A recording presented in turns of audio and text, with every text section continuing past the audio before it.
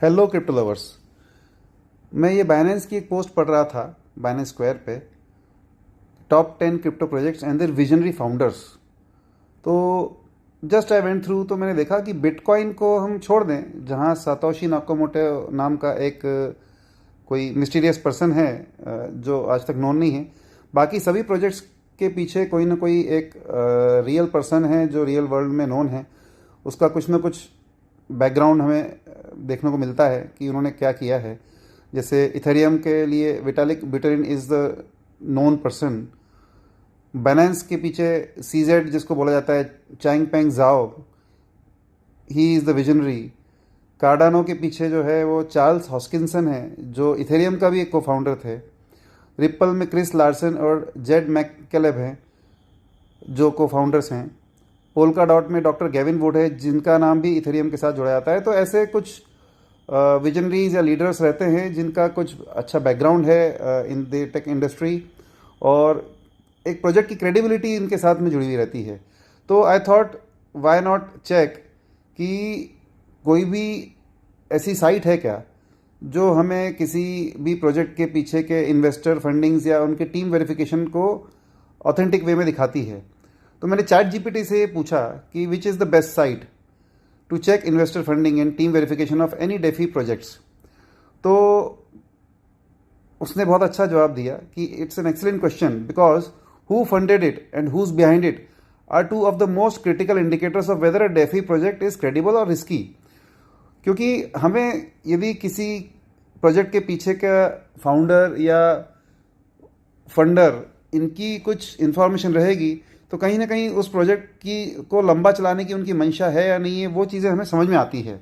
उनका कोई बैकग्राउंड है, पीछे रिकॉर्ड्स हैं, उन्होंने क्या और उसके पहले किया हुआ है, ठीक है, उनकी फंडिंग हिस्ट्रीज हैं। तो मैंने देखा कि which is the best website for funding and team verification, तो उन्होंने बताया रूट डेटा। तो आई थॉट चलो एक बार रूट डेटा को भी हम चेक करते हैं, क्योंकि क्रिप्टो प्रोजेक्ट्स को हमें रेगुलरली चेक करना बहुत ज़रूरी है, ऑथेंटिसिटी, क्योंकि बहुत सारे स्कैम्स और इस तरह की चीज़ें हो जाती है। तो मैंने रूट डेटा के ऊपर मैं गया, rootdata.com, आप देखिए वेबसाइट है ये, ठीक है। और टॉप 100 हॉट क्रिप्टो प्रोजेक्ट्स इसके होम पेज पे मुझे देखने को मिला। आई थॉट चलो लेट्स स्कैन थ्रू, एक बार देखते हैं कोई ऐसा नाम है क्या जो हमको मालूम है या हमने कहीं सुना है। तो एक जेड कैश करके ये मैंने कुछ सुना हुआ है, ज़्यादा डिटेल तो नहीं मालूम है। और सरप्राइजिंगली मुझे नंबर 10 पर आर्क प्रोजेक्ट मिला, आर्क डिफाई, जिसमें मैं रेगुलरली एक अच्छा कम्युनिटी भी बिल्ड कर रहा हूँ, वर्क कर रहा हूँ, जिसको मैं समझता हूँ, जानता हूँ। तो आई थॉट चलो वेरी नाइस, आर्क टॉप 10 में यहाँ पे आ रहा है, 10th नंबर पे। लेट्स गो थ्रू, थोड़ा सा डिटेल में जाते हैं। तो आर्क पे मैंने क्लिक किया कि what is the information available over here, क्योंकि चैट जीपीटी हमको बता रहा है कि रूट डेटा जो है वो कुछ ऑथेंटिक इन्फॉर्मेशंस प्रोवाइड करता है हमें। तो ऐसे ही स्कैन करते हुए मैंने जब नीचे देखा तो ये जनरली प्राइस और ये सब इन्फॉर्मेशंस तो हमें बहुत जगह मिल जाती है, इसमें कोई बहुत ज़्यादा इंटरेस्ट नहीं था। और नीचे में आया तो यहाँ पे मुझे कुछ इंटरेस्टिंग इन्फॉर्मेशन मिली। कोर टीम में कुछ नाम मुझे मिले, जॉय बॉय और भी कुछ चीज़ें हैं। कोर इन्वेस्टर्स में मुझे मिला Morgan crest, Web3 foundation. I thought let's deep dive, इनको थोड़ा डिटेल में देखते हैं।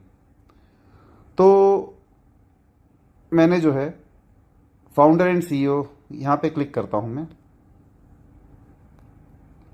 तो Joy boy is the founder and CEO at Arc. तो लेट्स सी जॉय बॉय का कुछ और रिकॉर्ड है क्या, कुछ अवेलेबिलिटी हो तो लेट्स चेक। तो इनका मुझे एक ट्विटर अकाउंट या जिसको बोलते हैं एक्स अकाउंट मिला है, जो नवंबर 2022 से है। तो बहुत पुराना तो कुछ रिकॉर्ड नहीं मिला है, अराउंड 3 इयर्स का रिकॉर्ड है इस पर्टिकुलर अकाउंट का, जॉय बॉय का। और आर्क हालांकि अभी 2 महीने पहले ही आया है, 3 महीने पहले आया है। तो ठीक है, nothing really very interesting in this particular. और अब इसको मैं और देखता हूँ, वापस बैक जाता हूँ।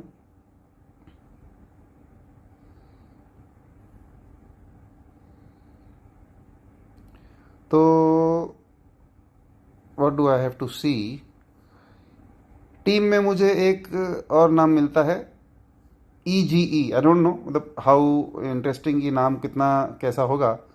तो EGE is the CMO at Arc, chief marketing officer is what I understand it is. और इसका यदि मैं ट्विटर अकाउंट देखता हूँ तो अराउंड 13,000 फॉलोअर्स हैं इनके। तो एक अच्छा नंबर है, मतलब not very bad at all. और इनके ट्विटर अकाउंट पे जाता हूँ तो ये 2012 दिसंबर से है ये।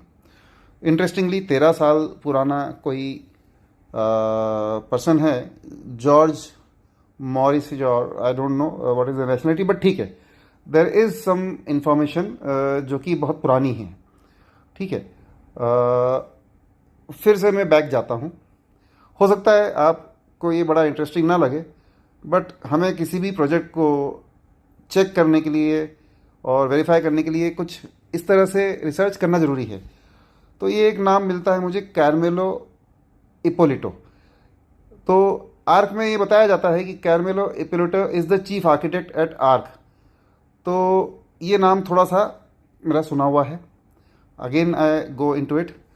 तो एक और यहाँ पे इंफॉर्मेशन मिली कि he is a structural analyst at Olympus DAO. Olympus DAO is considered to be the father of DeFi projects, DAO projects. First DAO project बोला जाता है ओलंपस को। और सभी और भी जो प्रोजेक्ट्स अभी आए हैं या चल रहे हैं उन्होंने ओलंपस को इम्पोर्टेंस दिया हुआ है, माना हुआ है। और Carmelo Ippolito is the chief architect of Arc also, और structural analyst at Olympus also.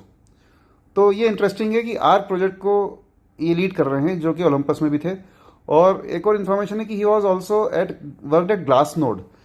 हम इनको सिर्फ वेरीफाई करते हैं कि ये इन्फॉर्मेशन कैसी है। मैं ओलंपस के प्रोजेक्ट के उस पर भी जाता हूँ रिकॉर्ड पे, क्योंकि ओलंपस को कोई भी डेफी में जिन लोगों ने काम किया है उन्होंने नाम सुना हुआ है।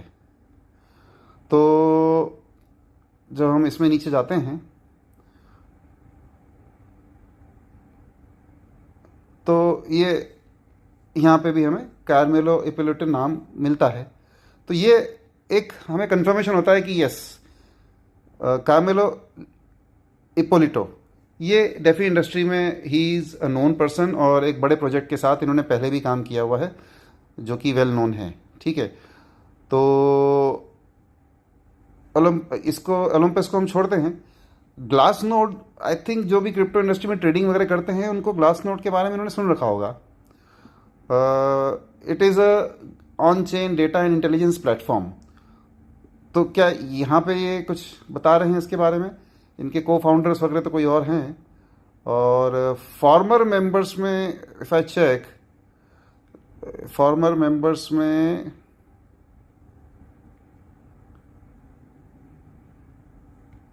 Go through, yes. तो कार्मेलो इपोलिटो जनवरी 2021 से जून 2021 से दिसंबर, तो 6 महीने ही was a systems analyst at Glassnode. तो कार्मेलो इपोलिटो की मुझे एक हिस्ट्री मिल रही है, और आर्क में भी he is chief architect. Very nice information is this is. इसका मैं ट्विटर अकाउंट चेक करता हूँ इनका, तो अप्रैल 2021 से, मतलब अराउंड 4.5 ईयर्स का इनका एक रिकॉर्ड आ रहा है। और he is also an official member of Forbes technology council. तो बाकी कार्मेलो के लेकर और भी कुछ सर्चेज हम लोग कर सकते हैं कि उन्होंने क्या किया है। इनके कुछ आई थिंक लिंक्डइन अकाउंट्स वगैरह भी हैं जो हम वेरीफाई कर सकते हैं। हम इनके लिंक्डइन प्रोफाइल पे जाते हैं तो ये लिंक्डइन का इनका कार्मेलो इपोलिटो का ऑफिशियल पेज है। अभी इसमें मेंशन है DAO structure analyst at Olympus DAO, और इनकी खुद की एक वेबसाइट है वो भी इन्होंने यहाँ मेंशन करी हुई है। इसके अलावा हम नीचे इनका देखते हैं, एजुकेशन सबसे पहले देखते हैं। तो 2008 से 2012 में इन्होंने Universita degli Studi di Milano is Italian university, और वहाँ से इन्होंने बीएससी किया है फिलोसफी पॉलिटिक्स एंड इकोनॉमिक्स में, पीपीई, और specialised in systems theory, policy modelling and decision making under uncertainty. Skills में इनके मेंशन है treasury services, tokenomics strategies, mechanism design and DAO, specially DAO के ऊपर इन्होंने काफ़ी काम किया हुआ है। इनके जो भी वर्किंग्स भी हम देखेंगे तो वहाँ कहीं ना कहीं डाओ रहा है इनका। जैसे ये 2021 और 22 के बीच में एज अ पार्टनर रहे हैं ब्लॉक साइंस में, जहाँ इन्होंने co-led simulation and structural design of DAO economic systems. तो अब देखेंगे डाओ के ऊपर इन्होंने काफ़ी कुछ काम किया हुआ है। इसके अलावा भी ग्लास नोड का भी जो है यहाँ फिर से वेरीफाई हो रहा है, जो हमने वहाँ पे देखा था रूट डेटा पे कि authored pseudonymous DeFi research under the name Luke Posey with a focus on on-chain liquidity। और डाओ ओलंपस डाओ के बारे में यहाँ पे फिर से मेंशन है, उसमें उन्होंने क्या किया था उसी के ऊपर यहाँ पे पूरी जानकारी है।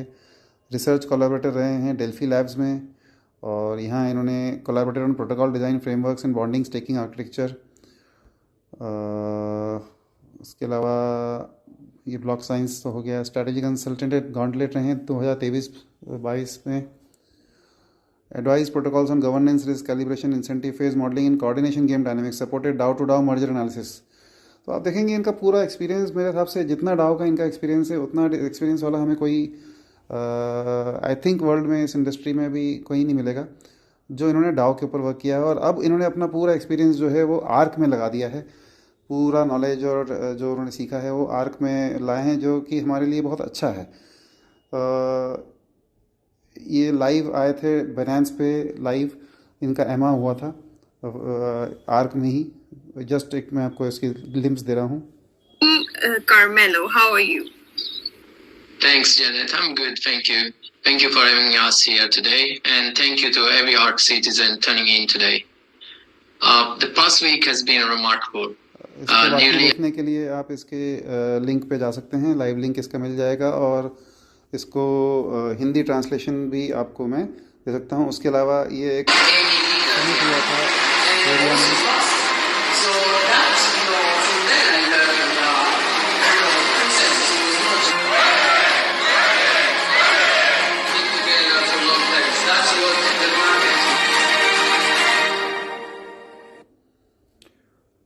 तो दिस इज़ नाइस, क्योंकि एक non person in the crypto industry, in the Dow infrastructure में जिसने काम किया है, वो आर्क को के चीफ आर्किटेक्ट हैं, राइट।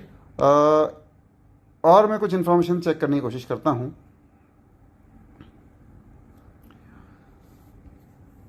कोर इन्वेस्टर्स,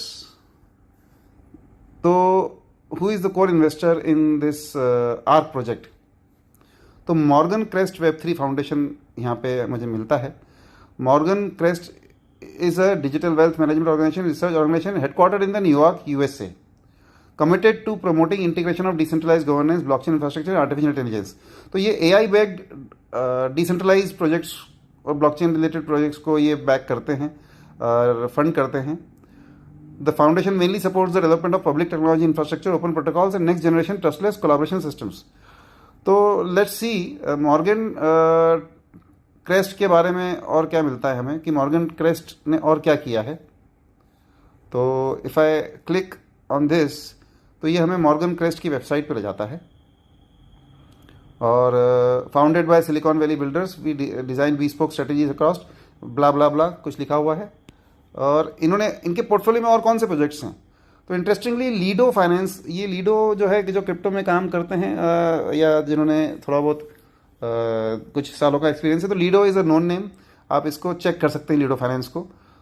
फ्रैक्स फ्रांस, ये भी एक नोन नेम है। बेरा चेन, तो इन सब को कहीं ना कहीं मॉर्गन क्रेस्ट जो वेब3 फाउंडेशन है, इन्होंने इनको सपोर्ट किया है। कहीं ना कहीं इनके पीछे फंडिंग्स है इनकी। Morgan family from the US is a well known family. तो आर्क को भी ये लोग सपोर्ट कर रहे हैं इंटरेस्टिंगली। तो ये अच्छी इन्फॉर्मेशन एक मिलती है हमें। तो कुछ क्रेडिबिलिटी हमें प्रोजेक्ट को लेकर मिलती है, क्योंकि भले ही डेफी प्रोजेक्ट है, बोलने को हम बोलते हैं कि this is decentralize, but still कोई ना कोई तो उसके पीछे है। तो ये इन्फॉर्मेशन कुछ अच्छी मिली हैं। मेरे मन में ख्याल आया कि चलो, क्योंकि डेफी में एक नाम आजकल बहुत चलता है, ओरिजिन। तो ओरिजिन में भी तो कुछ इन्फॉर्मेशन हमें मिलेंगी कि इनके पीछे कौन लोग हैं, क्या है। तो रूट डाटा पे ही मैंने ओरिजिन को चेक किया, तो ओरिजिन का मुझे क्या इन्फॉर्मेशन मिलता है, लेट्स सी।